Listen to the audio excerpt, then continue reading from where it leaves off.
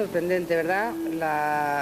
La sentencia contra un guardia civil acusado de 3 delitos de agresión a menores, a 3 niñas, en Girona. Acusado y condenado. Y condenado. Ya, él ha intentado ahora, a través de un recurso, hay una condena firme a 2 años de prisión por 3 delitos de abuso a menores, pero el tribunal, la sala de lo militar del Tribunal Supremo ha ratificado esa condena y la expulsión de la Guardia Civil, porque él pretendía, al estar en situación de reserva cuando cometió esas agresiones sexuales, seguir manteniéndose dentro del cuerpo, pero ha sido expulsado además de esos 2 años de condena. Bueno, lo digo porque esta misma semana se ha levantado una fuerte polémica en Gran Bretaña porque determinadas asociaciones han decidido hacer públicos los nombres y las fotografías de agresores sexuales a menores condenados. Sostienen estas asociaciones que este tipo de agresores o de violadores nunca se llegan a rehabilitar.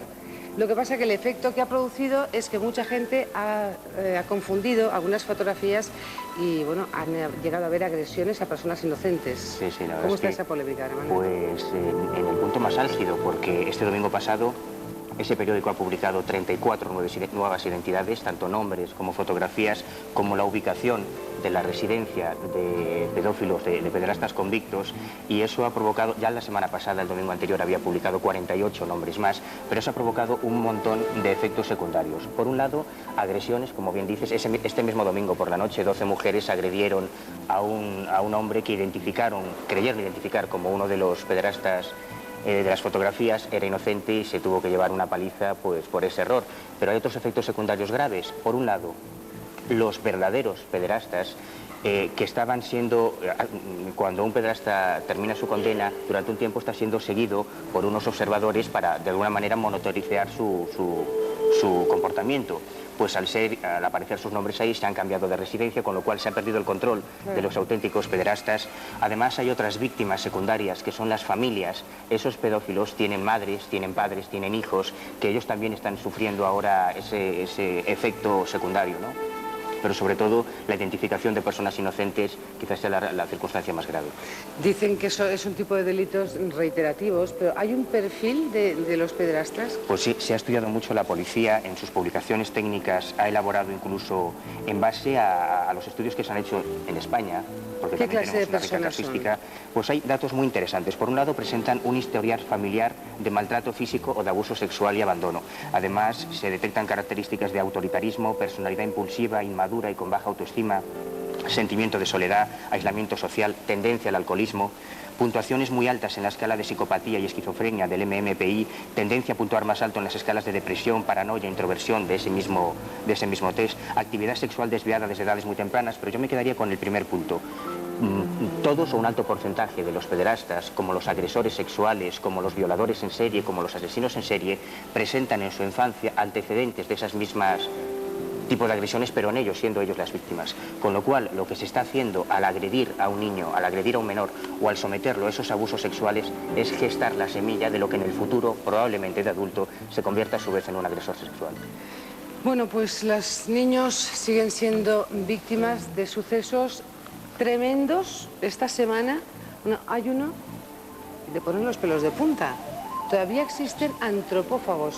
Sí. Se ha descubierto en Rusia, donde un hombre, dicen que mató y se comió a un bebé de 1 año y medio. Exactamente.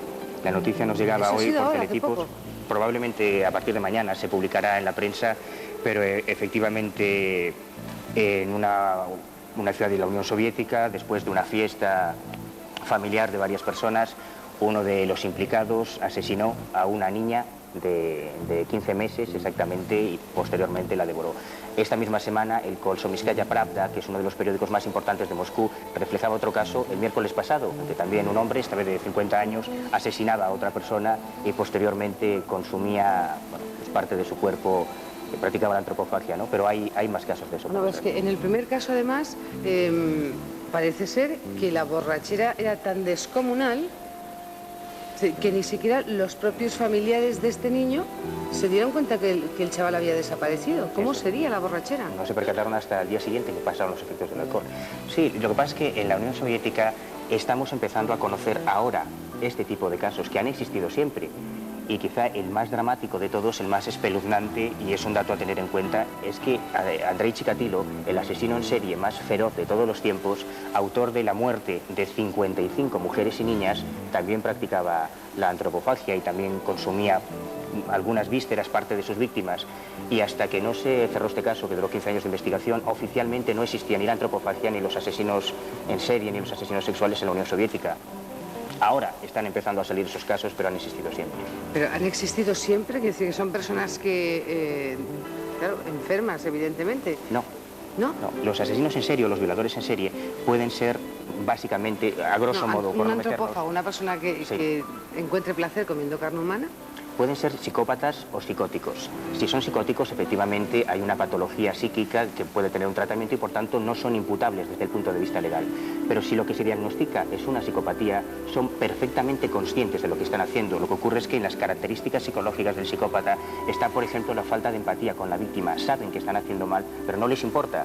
Y en la historia de los psicópatas más célebres hay muchos casos de antropofagia en que consumían la carne o bebían la sangre de sus víctimas. Bueno, la maldad que no cesa, es que son titulares, fíjense, las víctimas del Concorde, todos hemos visto a las familias llorando, hemos conocido casos tremendos, pero que alguien sea capaz de aprovechar una situación como esta para hacerse rico, cuéntanos la noticia, Manuel. Pues sí, esta noticia llega a raíz de que la prensa alemana, varios de los matrimonios, pero concretamente uno de los matrimonios que fallecieron, que perdieron la vida en este accidente, eran alemanes, y en la prensa alemana se publicaron una serie de datos biográficos sobre estas personas, incluyendo pues la localización de su vivienda. Y una banda de maleantes, aprovechando la noticia y que evidentemente pues esta familia había muerto, aprovechó para asaltar la casa y para desvalizarla y hacerse con todos los objetos de valor. ¿Supieron los nombres de este matrimonio que había muerto en el Concorde? Supieron porque se publicó la dirección de donde vivían y aprovecharon y entraron y robaron la casa. Evidentemente, evidentemente. Bueno, por desgracia. qué tremendo. ¿Y se les ha pillado? Pues no lo sé, ladrones? no lo sé, pero lo investigaremos. Bueno, y vamos con la última noticia. ¿Se acuerdan ustedes del crimen de los marqueses de Urquijo? Bueno, pues se han cumplido ya 20 años y no es que se cerrara, es que claro, ya no ha prescrito. Ayer concretamente se cumplían 20 años de uno de los crímenes más célebres de nuestra historia negra, de nuestra historia criminal, con un imputado que en la sentencia judicial se decía que Rafael Escobedo, el imputado por este crimen, había actuado solo o en compañía de otros. Y bueno, todos recordamos que Rafael Escobedo presuntamente se quitó la vida en su celda, se ahorcó. Él mantuvo hasta el último momento su inocencia y algunos de los personajes implicados, un compañero y buen amigo nuestro, el doctor José Antonio García Andrade, que fue perito en el juicio, pues compartía la opinión de que había otras personas implicadas, de que Rafael Escobedo, si fue autor, no fue el único autor de ese doble asesinato. Lo que ocurre es que al haber prescrito ayer el delito, pues evidentemente el caso queda cerrado oficialmente. Abierto, con muchas incógnitas, pero cerrado oficialmente. Manuel Carballal, gracias. Hasta la semana que viene. Vamos a hablar, seguimos hablando de